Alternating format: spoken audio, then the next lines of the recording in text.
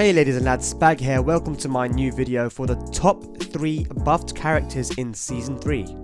Now before we begin, I do believe quite a number of characters got some sizable buffs, whether it be new punishers, combos, or even new moves.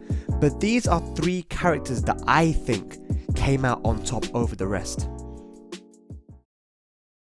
Now starting off at number 3, we've got Noctus. Now this might come as a surprise to a lot of you, but what they've actually done is nerf his scrubby stuff, but buff a lot of his useful tools, which to me are the best kind of buffs. Now first off, down forward 2 got a damage increase from 15 to 20 damage, and for his go-to 15 frame whiff and block punisher, this is really big. Next up, you can now go into aerial stance of up forward 3 by pressing up, which can be used really effectively in combos. When you combine this and the first buff of down forward 2, you get a 76 damage staple combo, which is huge damage. Next up, the up forward 4 homing move now knocks down to give a free hit on the ground. 1+2 is now a counter hit launcher. Forward 1+2 managed to get a buff too, despite it already being a good move. It now has more range and more damage compared to Season 2. And as a homing safe counter hit launcher, this is really good. Another good move he got was full crouch down forward 1, which is a new safe mid from crouch, which now means he has a buffed full crouch mix up added to his gameplay, if you take into account also his full crouch down forward 2, which is a low. Next up, you got back to 1+2, which does more damage now, and as a safe mid poke, this is pretty cool. Overall, I think Noctus has become a more solid character with high damage and better options to open up an opponent. His lows still aren't the best, but the buffs he got definitely helped him. At number 2, we have the return of Sergei Dragunov. We saw a lot of Dragunov in Season 1, especially courtesy of the Echo Fox era where JDCR went on a rampage in the first season of the World Tour.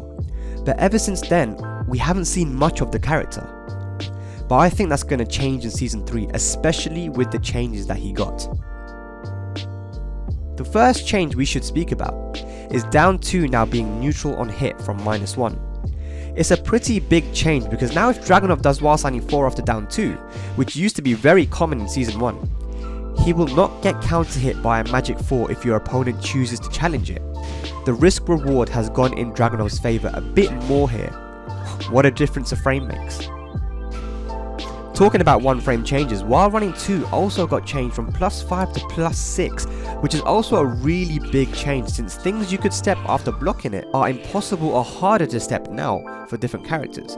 A good example is Dragunov's down forward 1, which used to be able to sidestep right, but now you can no longer do that after blocking while running 2 for most characters, which really adds to his pressure game. The next change is huge. While standing 1-3, Dragunov's 12 frame while standing punish is his new wall bounce, and for an I-12 while standing punish that is incredibly strong, because it can and will be used as a whiff punisher. Not many characters have an I-12 while standing punish, so for this to be a wall bounce makes him so much scarier in some matchups. It's only -13 as well, so there won't be any major punishing for the move when blocked, unless you play Akuma. On the topic of wall bounces, one move which didn't get buffed but got buffed by way of the system change is while standing 3. It's the same as it was in Season 2, but now with wall bounces being more consistent and working on side wall splats, this move is a lot better and it's safe on block. Another change he got was while standing 1+2 no longer being -15, and I've already had so many people throw this move out to me because now it's -14, so only some characters can actually launch it. This is a pretty big change to Dragunov again in the risk reward department. He also got increased range on back 4-3, which is a very common wall splat move. QCF4 now actually carries in Season 3, which is pretty nice and gives more versatility in combos. Of course, last but not least, we can't talk about combos without mentioning the insane carry in his new 3-1. This reminds me of Bruce's old wall carry in the older Tekkens, and I feel like we're going to be seeing some ridiculous combos from Dragunov in this season. Overall, I think this character has become extremely strong and has insane pressure and damage. I do wonder if we will see the return of JDCR's Dragunov. It certainly wouldn't surprise me. Either way, get ready to see a lot more Dragunov in Season 3. Now taking the number 1 spot we have Claudio. A character who may have flown under the radar in previous seasons, but is definitely making a statement here in Season 3. The first huge change is that down forward 3-1 is now a natural combo. It's a wall splat and it is extremely hit confirmable. This string is I-14 and mid-mid. Down forward 3 itself is safe, so it's really good to just throw out. Especially when you mix it in with back 1 a homing safe mid wall splat, just in case your opponent tries to get out the wall. This move also wall splats from very far out. Talking about back 1, even that got a change, so it's now been changed from -9 to -5, which means you're in a more advantageous position on block to be able to step some of your opponent's follow-ups. It also creates space on block, so it's not like your turn is totally over now. Also a 5 damage increase from 20 to 25. This is such a solid move. Now the next change is pretty funny. They buffed his hop kick. Yes, you heard me correctly, they buffed his hop kick. It was already really good. They have now increased its range while keeping its crushing properties. Remember we talked about your turn not being over after back 1, now that it's -5? Well, now you can do back 1 on block into hop kick and it will beat jabs. It's just one of those examples of how 2 buffs work into each other. It's clear the Tekken team want more Claudio players out there. And why not? He's pretty cool. We haven't seen many of them. Another big change is sidestep 4 now being +6 from +3 on hit. This leaves you no room to do anything when you get hit, as a lot of his moves will be uninterruptible and not sidesteppable. The easiest example being back 3. Not only that, but it's only -12, which means no character will be able to launch you for it, apart from Akuma, and most punishes will be relatively small.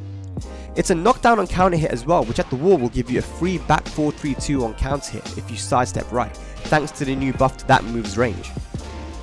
Down back 3 also got changed. It got nerfed and buffed at the same time. It's better on block at -15, so some characters won't get the best punish on it, although most can still launch it. But it also keeps you closer on block now, which makes it easier to punish. As a side note, I have noticed that it seems to go under some mids now because of how low he goes.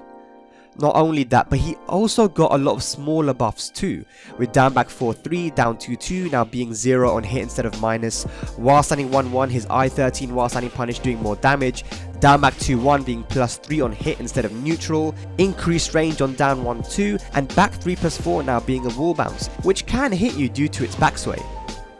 Overall, I think this character's pressure is insane, and he's now more of a steroided version of his former self, with increased damage and frames. He controls space really well and has a disgusting war game. Claudio is the character that I think came out on top here in Season 3.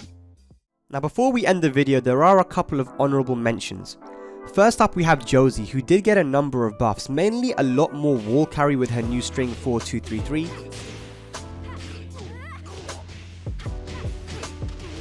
More stance transitions, and a pretty big buff with her down 2, now allowing you to be in crouch and being a counter hit launcher, which wasn't listed in the original patch notes.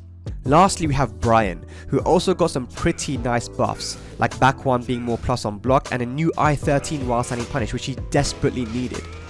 Not being able to punish even -14 lows that well was something Brian always struggled with, but now he has one of the best I-13 while standing punishers in the game. Also 4-3 is now a natural combo, so it can be used as a punish, and down 4 does more damage.